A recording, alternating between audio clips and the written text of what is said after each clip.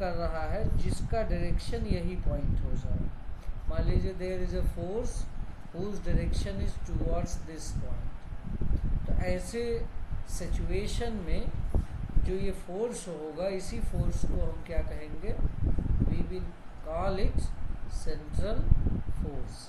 यही हमारा central force हो जाएगा। और जिस सेंटर की तरफ, जिस पॉइंट की तरफ ये डायरेक्टेड होगा, उसको हम सेंटर ऑफ द फोर्स कहेंगे। वही हमारा सेंटर ऑफ द फोर्स है, सेंटर ऑफ द फोर्स। ठीक है। और इस फोर्स के अंदर, मान लीजिए कोई पार्टिकल इसी फोर्स के अंदर में काम कर रहा है, तो जिस पर वो चलेगा, मान लीजिए कि ऐसा कुछ रास्ता उसने बनाया, तो जिस पाथ पर वो चलेगा उसी पाथ को हम ऑर्बिटल ऑर्बिट कहते हैं, सेंट्रल ऑर्बिट। तो कहने का मतलब है कि what do you mean by central orbit? Central orbit का मतलब है it is a path traced out by the particle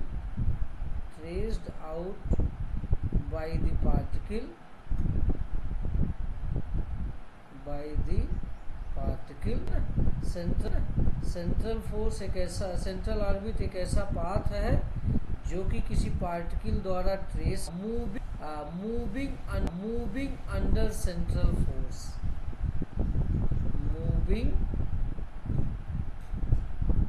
under central force, moving under central force, जो किसी सेंट्रल फोर्स के अंदर काम करता है। जैसे इसके एग्जाम्पल, अगर सेंट्रल ऑर्बिट के एग्जाम्पल्स आपसे पूछे जाएं तो आप बड़े आराम से एग्जाम्पल पैराबोलिक पाथ दे सकते हैं। जैसे जानते हैं कि हमारी जो अर्थ है, इट रिवॉल्व्स अराउंड सन, ये सन के अबाउट रिवॉल्व करता है, घूमता है, अर्थात ये सन के अबाउट रिवॉल्व करता है। क्योंकि हमारा अर्थ भी बिगर है, सन भी बिगर है, तो there will be attraction force acting between these two big particles. इन बिग पार्टिकल्स के बीच में एक फोर्स काम करेगा। कोई बता सकता है कि अर्थ और सन के बीच में कौन सा फोर्स काम करता है? what kind of a force will acts between sun and earth? कौन बताएगा? अर्थ और सन के बीच में कौन सा फोर्स काम करता है? एनीवन?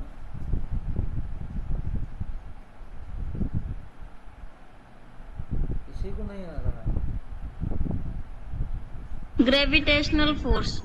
हाँ, इनके बीच में एक ग्रेविटेशनल फोर्स काम कर रहा है। तो there is a gravitational force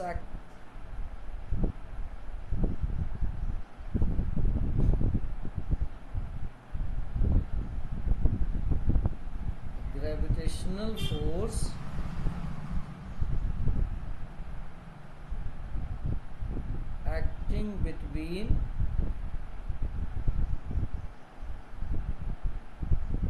एक ग्रेविटेशनल फोर्स काम कर रहा है जो कि सन और अर्थ के बीच में, जो बिगर होगा, क्योंकि सन इज अ बिगर देन अर्थ, तो डायरेक्शन जो है बिगर वाले की तरफ होगा।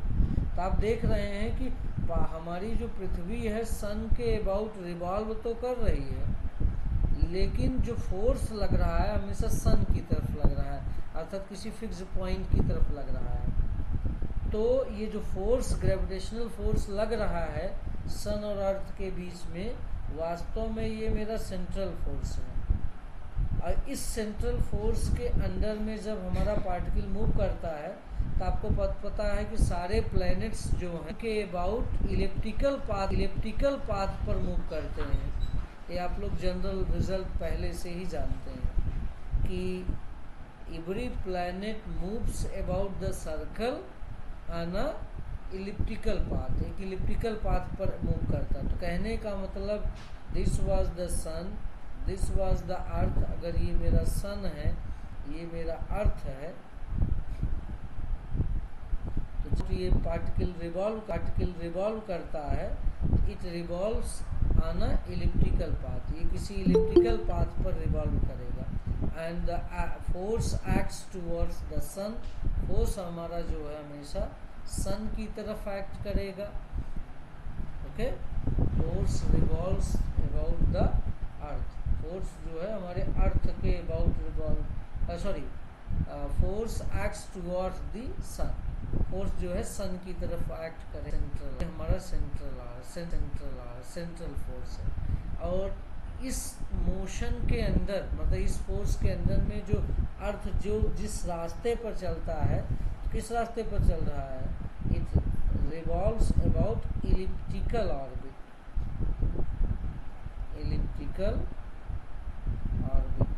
ये इलिप्टिकल ऑर्बिट कर रहा है।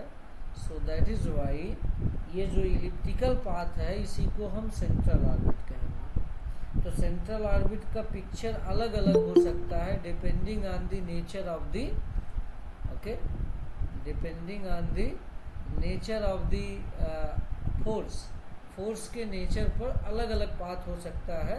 लेकिन पर्टिकुलरली अगर ग्रेविटेशनल फोर्स हमारा जो है सेंट्रल फोर्स के रूप में काम करे, तो ऐसे केस में जिस पाथ पर ये मूव करेगा that will B elliptical path, वो हमारा जो है इलिप्टिकल पाथ होगा। तो शायद मैंने अपना पॉइंट्स आप लोगों को पॉइंट आउट कर दिया है कि मैं क्या आपको बताना चाह रहा हूँ। तो first important, what is the central force. तो कोई पूछे what is the central force, तो आप कहेंगे a force acting towards a fixed point, मतलब एक ऐसा फोर्स जो किसी फिक्स पॉइंट की तरफ काम करेगा। जैसे कि यहाँ पर्टिकुलरली आप देख रहे हैं, अगर कोई फिक्स पॉइंट मैं पहले से फिक्स कर लूँ, तो अगर कोई पार्टिकल पर, मैं कोई पार्टिकल है जिस पर फोर्स तो लग रहा है लेकिन इस दिशा में लग रहा है, ओ की दिशा में लग रहा है, तो P जिस रास्ते पर चलेगा, चाहे जिस रास्ते पर चले, वो रास्ता हमारा सेंट्रल ऑर्बिट कहलाएगा, और ऑर्बिट कहलाएगा, ठीक है। That path will be central orbit, वो पाथ हमारा जो है सेंट्रल ऑर्बिट होगा, ओके। और साथ ही साथ ये जो फोर्स एक्ट करेगा अंदर की तरफ, इसी फोर्स को हम सेंट्रल फोर्स कहेंगे, ये हमारा सेंट्रल फोर्स हो जाएगा। और जो ये पॉइंट है फिक्स्ड पॉइंट, जो मेरा फिक्स्ड पॉइंट था, वही सेंटर ऑफ द फोर्स हो जाएगा, that will be centre of the force, ये centre of the force, that is the centre of the force. हमने तीनों चारों पॉइंट आपको मेंशन कर दिया है और आपको समझ में भी आया है। अब अगला टारगेट की तरफ बढ़ते हैं, जो मेरा नेक्स्ट टारगेट है। तो नेक्स्ट टारगेट हमारा ये है कि सेंट्रल मोशन का या सेंट्रल ऑर्बिट का, सेंट्रल ऑर्बिट में अगर कोई पार्टिकल मूव कर रहा है तो हमें उसका डिफरेंशियल इक्वेशन निकालना है। What is the differential equation of the central orbit, ठीक है। तो differential equation of the central orbit निकालना है, चलिए निकाला जाए। डिफरेंशियल,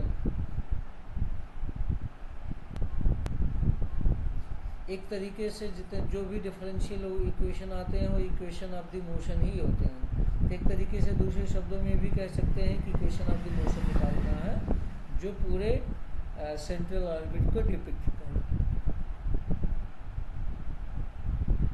डिफरेंशियल इक्वेशन ऑफ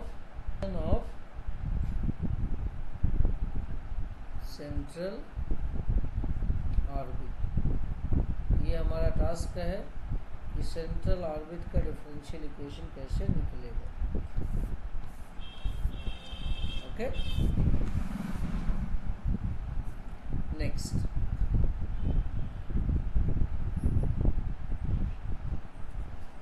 तो चलिए मान लीजिए कि कोई पोलर फॉर्म में है, तो मान लीजिए कि दिस पॉइंट ओ, इसी ओ पॉइंट इज अ पोल, और ये जो लाइन ओ एक्स खींची गई है, suppose this is a initial line, ये हमारा जो है इनिशियल लाइन है। तो one is a pole, another is a initial line, और suppose this is a part of a central orbit, ये हमारा क्या है, it is a part of central orbit, ये किसी सेंट्रल ऑर्बिट। तो ये आपको ध्यान में रखना है कि यहाँ पर हम कोई पॉइंट अगर मान लीजिए चूज करते हैं, सपोज ए, और क्योंकि ये हम पोलर फॉर्म में सारी बातें कर रहे हैं, तो ए का जो कोऑर्डिनेट होगा वो r, थीटा होगा। अगर हम इसको पोल से मिलाएं तो ये जो लाइन बन रही है, इसी लाइन को हम r कहेंगे, और इनिशियल लाइन के साथ जो ये एंगल बना रहा है, this angle is known as a theta. यही एंगल हमारा क्या है, that angle will be theta. Alright, अब आपको पता है कि जब हम सारा मामला पोलर फॉर्म में कर रहे हैं, पोलर फॉर्म में, तो आपको पता है कि हम चाह क्या रहे हैं। मान लीजिए कि किसी पर्टिकुलर टाइम t पर इसका प्लेस a है, तो किसी पर्टिकुलर टाइम t पर इसका प्लेस a है, तो पोलर फॉर्म में, और क्योंकि एक फोर्स एक्ट कर रहा है किस तरफ, इसी निश्चित बिंदु की तरफ, मान लीजिए वो फोर्स हमारा है F, तो टोटल इस पार्टिकल पर एक ही फोर्स काम कर रहा है, जो कि रेडियस की डायरेक्शन में लगा रहा है। रेडियस की डायरेक्शन होती है ऊपर की तरफ होती है, इस दिशा में होती है, लेकिन अंदर की तरफ लगा, लेकिन रेडियस के अलांग तो है ही। तो दो प्रकार के मतलब हमको इक्वेशन ऑफ द मोशन जब भी निकालना होता है, तो हम न्यूटन सेकेंड लॉ लगाते हैं, इक्वेशन ऑफ द मोशन। तो जब भी मुझे इक्वेशन ऑफ द मोशन निकालना होता है, वैसी सिचुएशन में हम न्यूटन का कौन सा लॉ लगाते हैं, we apply Newton second law. हम न्यूटन का जो है सेकेंड लॉ अप्लाई करते हैं। तो अगर हम न्यूटन का सेकेंड लॉ इस पर अप्लाई करें, if we apply Newton second law, तो आप भली भांति देख सकते हैं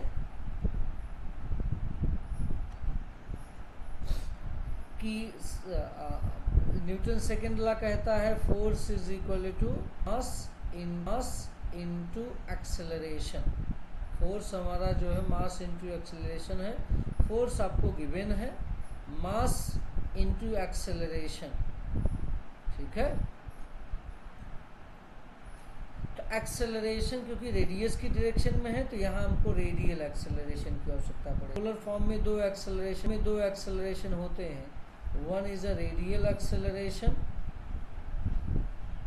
another is a transversal acceleration,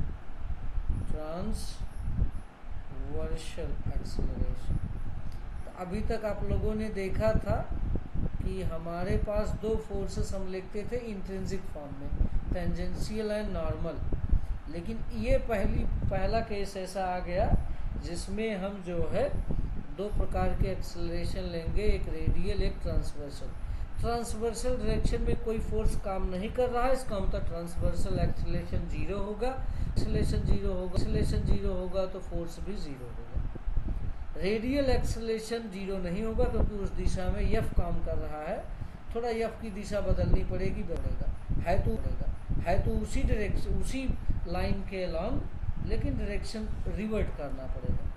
तब आप ही लोगों से क्वेश्चन है कि what is radial acceleration. Radial acceleration के लिए आपके पास क्या फॉर्मूला है? रेडियल एक्सेलरेशन कौन बताएगा?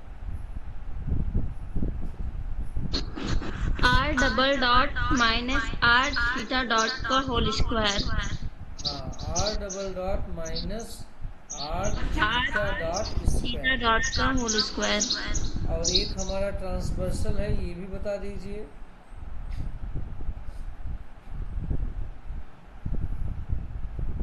ट्रांसवर्सल एक्सीलरेशन क्या है?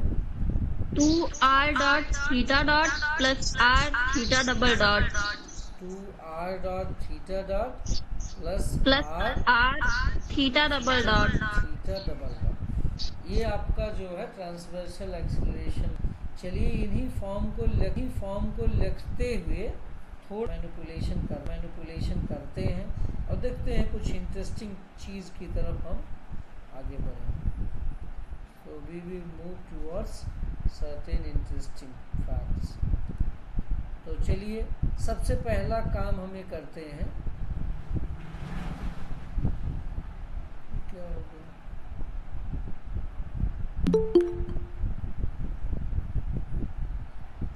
हमने अभी जो लिखा शायद हमने जो लिखा वो गायब क्यों हो गया था? कोई जुड़ना चाह रहा था, पहले उसको जोड़िए थे। Someone wants to join.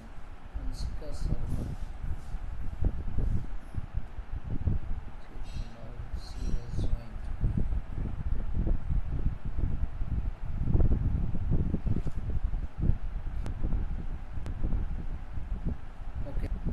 Okay तो थोड़ा सा मिस्टेक हुआ था। हम यहाँ तक तो थे, हम नया पेज ले रहे थे।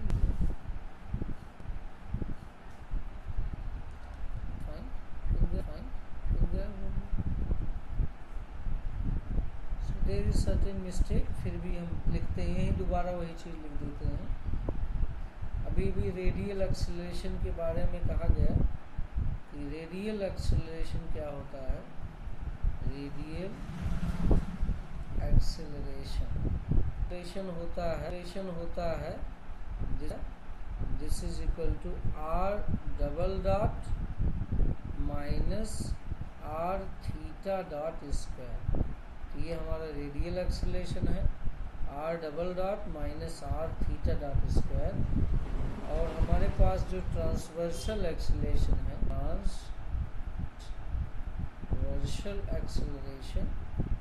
ट्रांसवर्सल एक्सेलरेशन हम 2 r dot theta dot minus dot theta dot plus शायद होता है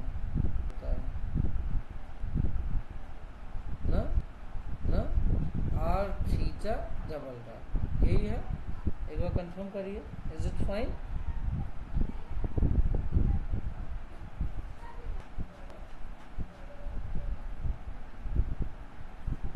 इज इट ओके?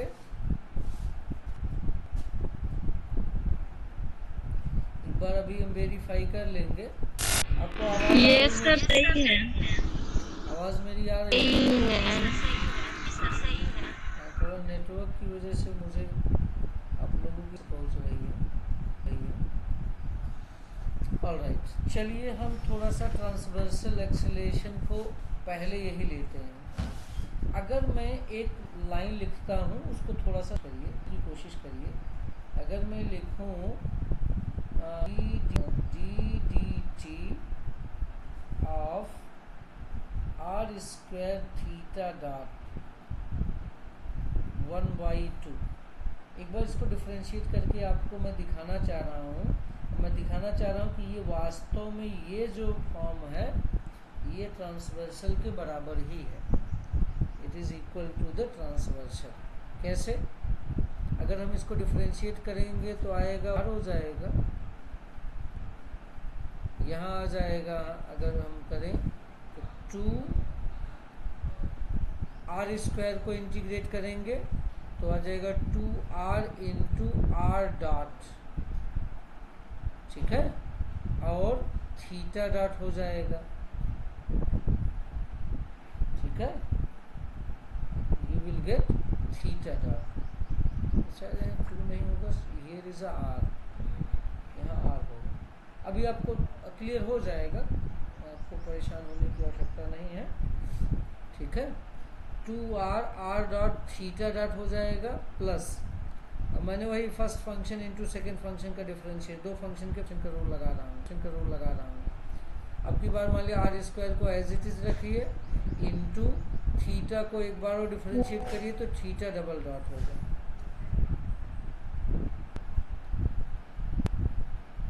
हाँ हाँ, तो अगर r कॉमन ले लें दोनों तरफ, if I we take r out, r को हम बाहर भी ले सकते हैं। Someone wants to join, so let me join them first.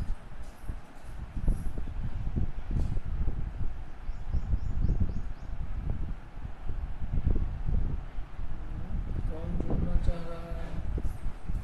तो नाम नहीं आ रहा है किसी का।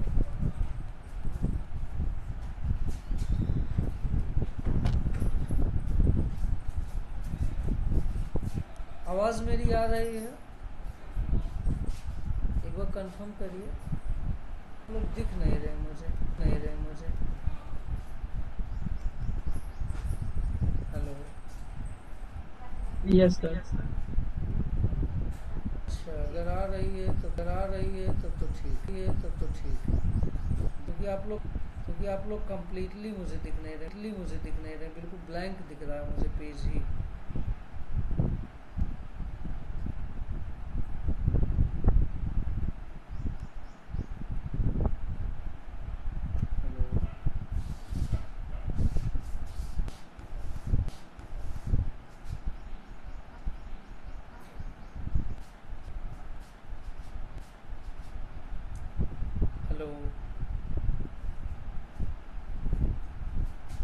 हेलो,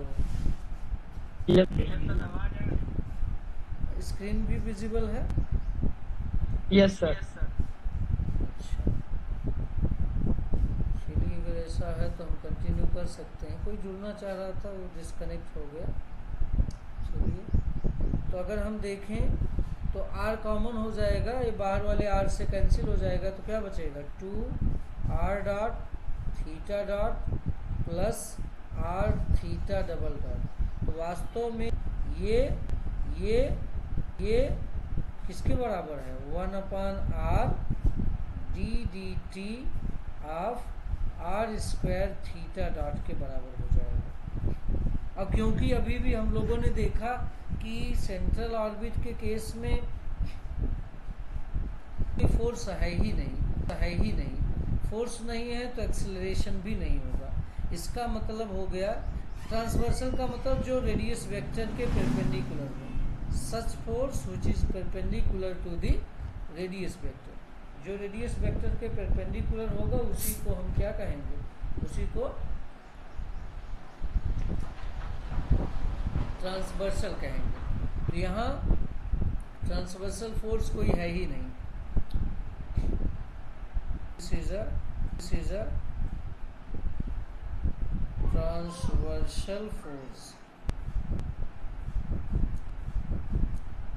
और ये हमारा जो है रेडियल फोर्स है।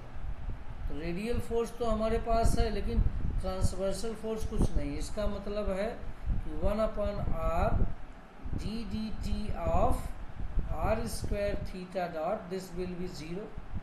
r को उधर ट्रांसफर कर दीजिए तो क्या जाएगा? dd of r square theta dot, this is equal to 0।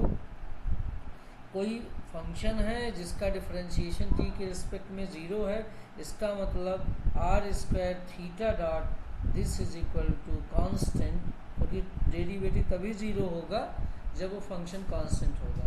This will be constant function of x, constant function of t। ये t का जो है क्या हो जाएगा? कांस्टेंट फंक्शन हो जाएगा। तो कुछ लोग इसको जो है एग्जैक्टली h के बराबर ही लिख लेते हैं, it is exactly equal to h। ये हमारा एग्जैक्टली h के बराबर होता है। तो एक तो यूज ये है कि आपको याद रखना है कि सेंट्रल ऑर्बिट की ये पहली विशेषता है कि सेंट्रल ऑर्बिट में जो r स्क्वायर थीटा डॉट होता है वो हमेशा और हमेशा कांस्टेंट होता है। r square theta dot is always constant in the case of central orbit. Central orbit के केस में आर स्क्वायर थीटा डॉट हमेशा क्या हो जाएगा, कांस्टेंट ही हो जाएगा। अब दूसरा काम करते हैं। दूसरा काम ये है कि हम आर को कुछ मानते हैं। आर को थोड़ा सा मैं उल्टा मानना चाह रहा हूँ। वो उल्टा कैसा है थोड़ा सा ये भी समझिए। ज्वाइन करना चाह रहा, उसको दिख नहीं रहा मुझे, बार बार he is trying again and again। फिर try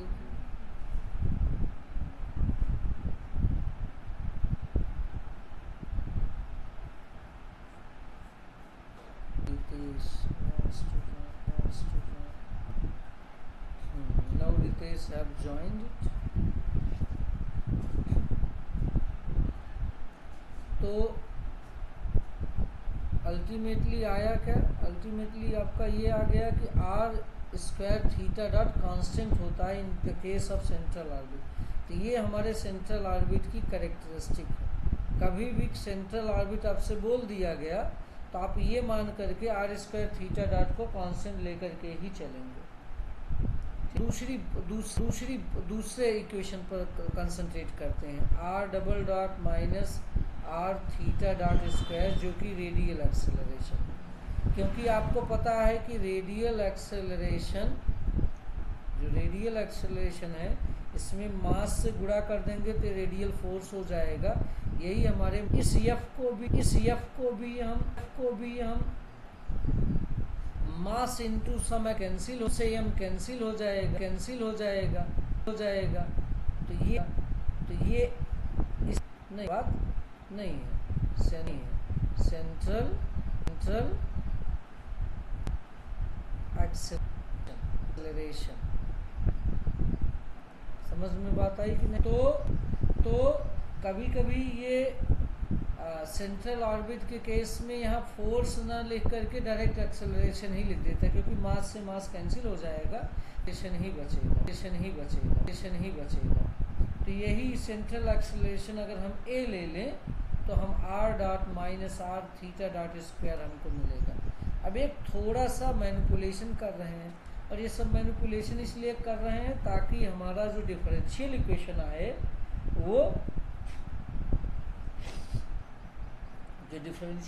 आए वो किसी फिजिबल फॉर्म में हो, अच्छे फॉर्म में हो। अच्छे फॉर्म का मतलब अगर आप ध्यान से देखें कि जो डिफरेंशियल इक्वेशन अभी लिखा है इसमें कितने वेरिएबल हैं, r2 dr अपान dt2 पहले को लिख सकते हैं, minus r into d theta upon dt is equal to a माने एक्सेलरेशन जो कि गिवन एक्सेलरेशन है।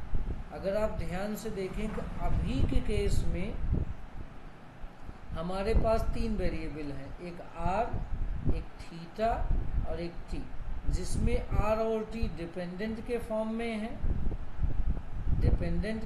में है और t जो है इंडिपेंडेंट के फॉर्म में है। और आपको पता है कि हम ये ऑर्डिनरी डिफरेंशियल इक्वेशन है, it is ordinary differential equation.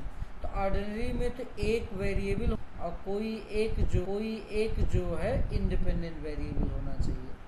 तो हम किसी तरीके से कोई मैनिपुलेशन करके ये जो दो इंडिपेंडेंट वेरिएबल हैं उनको एक में कन्वर्ट कर दे तो हल करना हमारा आसान हो जाएगा। It will be easy to tackle, ये आसान हो जाएगा टैकल करना। तो इसीलिए वो मैनिपुलेशन किया जा रहा है ताकि इसको सॉल्व किया जा सके।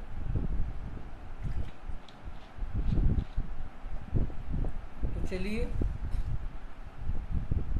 करते हैं हम। अब हम क्या करेंगे, हम पुट कर देंगे r is equal to 1 upon u. r is equal to अगर हम 1 अपॉन यू पुट कर दें तो आप बड़े आराम से देख सकते हैं कि अगर हम इसको t के रिस्पेक्ट में डिफरेंस dr अपन dt क्या आ जाएगा, dr अपन dt हो जाएगा d dt 1 अपॉन u, और 1 अपॉन u का डिफरेंस अपॉन u स्क्वायर और फिर फिर u का डिफरेंशिएशन करेंगे t के रिस्पेक्ट में, तो du/dt हो जाएगा। Alright, on dt dt dt। अब इसी को अगर फर्दर हम u को थीटा का फंक्शन मान लें तो फर्दर हम इसको बढ़ा सकते हैं। क्या दिया और फिर डी थीटा अपान dt कर दिया। फर्दर हमने थोड़ा सा चेन रूल लगा दिया। ऐसा क्यों कर रहे हैं, उसके पीछे वजह है, क्योंकि हमको पता है कि r² इक्वल टू h आया था। अगर कहीं थीटा डॉट रहेगा तो वहाँ हम h/r² लिख सकते हैं। Theta dot equal to h/r² और h/r² 1/r के u के बराबर है, तो hu² लिख सकते हैं। तो बेसिकली थीटा डॉट जहाँ रहेगा, अल्टीमेटली आया क्या आपके जो आंसर के रूप में आया वो आया -1/u² into du/d into hu²। से u² कैंसिल हो गया, तो finally you got -h into du/d theta.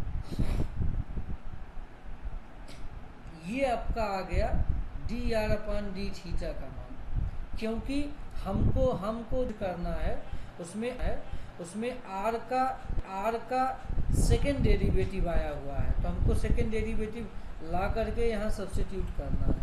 तो चलिए सब्स्टिट्यूट करें। अगर इसका एक बार और डिफरेंशिएशन किया जाए, अर्थात dt ऑफ r/dt कर दें। If we do this one, अगर हम इसको करें ऐसी सिचुएशन में d/dt, ठीक है, और dr/dt क्या आया था -h इंटू du/d थीटा। अब h कांस्टेंट है तो h can be taken out, तो -h बाहर हो जाएगा। इसको एक बार पहले थीटा के रिस्पेक्ट में कर लीजिए, फिर थीटा को t के रिस्पेक्ट में कर लीजिए, तो हम कर देंगे तो du/d थीटा 2 आ जाएगा, क्योंकि एक बार तो था ही, एक बार और करेंगे, इंटू d थीटा/dt। और d थीटा/dt का भी मान hu² ऐसे कुछ लिखा था आपने, ठीक है, तो वो भी हम पुट कर देंगे, तो आ जाएगा -h² u², क्योंकि h एक पहले से था, h² u² हो गया, इंटू d2u/d थीटा 2। ये वैल्यू आ जाएगी हमारे r डबल डॉट की। जब r डबल डॉट का मान मिल गया तो यही आप इक्वेशन में रख दीजिए, you will get the exact form of the differential equation, ठीक है। आपको exact form of the differential equation मिल जाएगा। मुझे समझ में नहीं आ रहा, ये पेज इधर उधर हो जा रहा है, ये थोड़ा सा मिस्टेक हो रहा है। ओके, नया पेज लेने पर इसका ओरिएंटेशन थोड़ा गड़बड़ाया हुआ है। एक बार व्यू देख लें, बदल दें तो आगे पीछे आ रहा है पेज।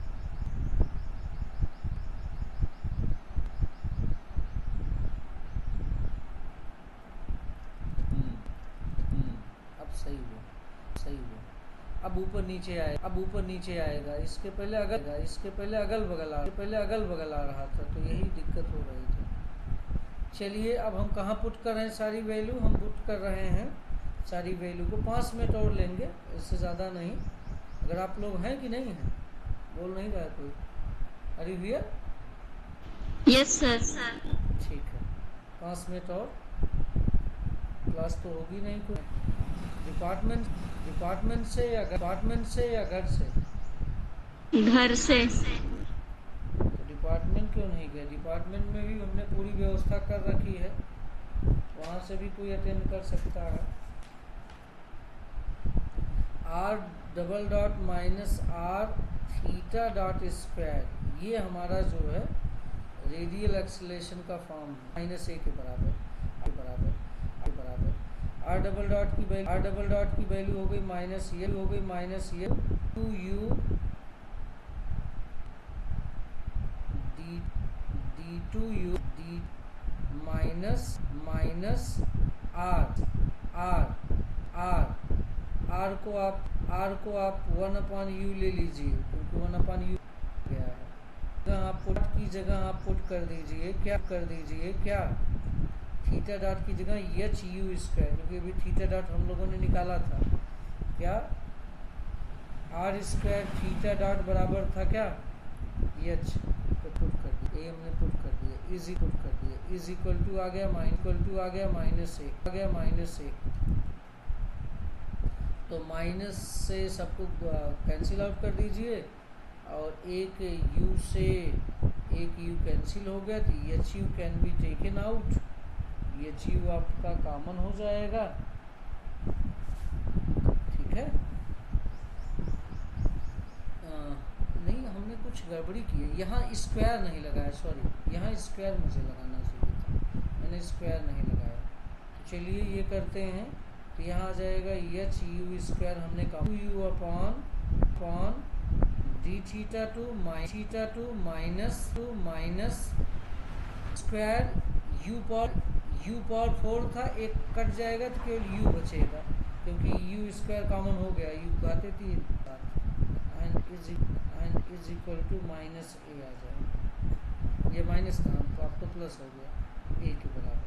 तो this is the differential equation of the central orbit, यही आपका सेंट्रल ऑर्बिट का डिफरेंशियल इक्वेशन है। This is the polar form, this is the polar form of differential equation of central orbit, differential equation of central orbit,